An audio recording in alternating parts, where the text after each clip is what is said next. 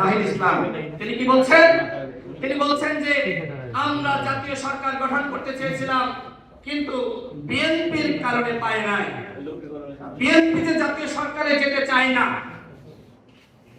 আপনারা এই সময় কেন বললেন না? কেন আপনারা সংবাদ সম্মেলন করে বললেন না যে আমরা জাতীয় সরকার গঠন করতে চাই, আমরা দেশের জনগণের সহযোগিতা চাই, এই রাষ্ট্র বিনির্মাণে রাষ্ট্রকে সুসংগঠিত করার জন্য জাতীয় সরকারের কোনো বিকল্প নাই। আপনারা বলতেন বিএনপি চাইনি বলে আপনারা চাননি। আমি মনে করি এইটা মূলত বিএনপির ঘাড়ে বন্দুক রাখা এবং বিএনপির উপরে ব্যর্থতার দায় চাপানোর অপচেষ্টা। দেখেন বিএনপির মহাসচিব যে বক্তব্য দিয়েছে, যদি আপনি রাজনৈতিকভাবে এই বক্তব্যের বিবেচনা করেন, এই বক্তব্যে কোনো ভুল নাই। একই বক্তব্য জামাতের আমিরও দিয়েছেন। জামাতের আমিরের বক্তব্য নিয়ে আমাদের ছাত্র বন্ধুরা, আমাদের উপদেষ্টারা তারা কোনো সমালোচনা করছেন না, কিন্তু বিএনপির মহাসচিবের বক্তব্য নিয়ে তারা সমালোচনা করছেন। এর মানে কি? তারা যে আগামীতে একটি দল গঠন করতে চায়, বিএনপি যে সরকারে চলে যাচ্ছে, তারা বিরোধী দল হওয়ার কারণে এখন থেকে এই ধরনের বক্তব্য শুরু করেছে।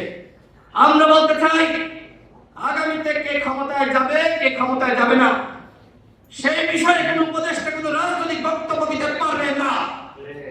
যদি কোনো রাজনৈতিক বক্তব্য দিতে হয় ওই উপদেষ্টার পদ ছাড়তে হবে। দল গঠন করবেন ভালো কথা, কোনো আপত্তি নাই, শুভকামনা জানাচ্ছি, কিন্তু কিংস পার্টি গঠন করলে দেশের জনগণ মানবে না। আমরা কি বলেছি? আমরা হাসিনার সময় বলেছি হাসিনা যদি চেয়ারে থাকে, ক্ষমতায় থাকে, প্রধানমন্ত্রী থাকে, তার অধীনে আমরা নির্বাচনে যাব না। হাসিনার অধীনে বাংলাদেশে কোনো সুষ্ঠু নির্বাচন হতে পারে না। হতে পারে বন্ধুগণ? হাসিনার অধীনে কোনো সুষ্ঠু নির্বাচন হতে পারে না, এই কথা আমরা বারবার বলেছি। আমরা সেই নির্বাচন বর্জন করেছি। এখন যদি কোন কোন উপদেষ্টার সহযোগিতায় দল গঠিত হয় এবং সেই দলের প্রতি উপদেষ্টাদের আশীর্বাদ থাকে, তাহলে আগামীতে যে নির্বাচন হবে সেই নির্বাচন ফেয়ার হতে পারে? সেই নির্বাচন ফেয়ার হবে না। এই উপদেষ্টা পরিষদকে বলবো নিরপেক্ষভাবে আপনারা রাষ্ট্র পরিচালনা করেন। আপনাদের নিরপেক্ষতার যথেষ্ট ঘাটতি রয়েছে। আপনারা কাউকে কাউকে সুবিধা দিচ্ছেন আর কাউকে কাউকে আপনারা বঞ্চিত করছেন। এইভাবে রাষ্ট্র চলতে পারে না। সংগ্রামী সাথী বন্ধুগণ, আমি বক্তব্য বাড়াবো না। দলের নেতার মতন সংবর্ধনা নিচ্ছে উপদেষ্টারা, অন্তর্বর্তীকালীন সরকারের উপদেষ্টারা, তারা কি সংবর্ধনা গ্রহণ করতে পারে বন্ধুগণ? কোনোভাবে গ্রহণ করতে পারে না। সরকারকে বলবো যারা অযোগ্য উপদেষ্টা রয়েছে এদেরকে সরিয়ে দেন।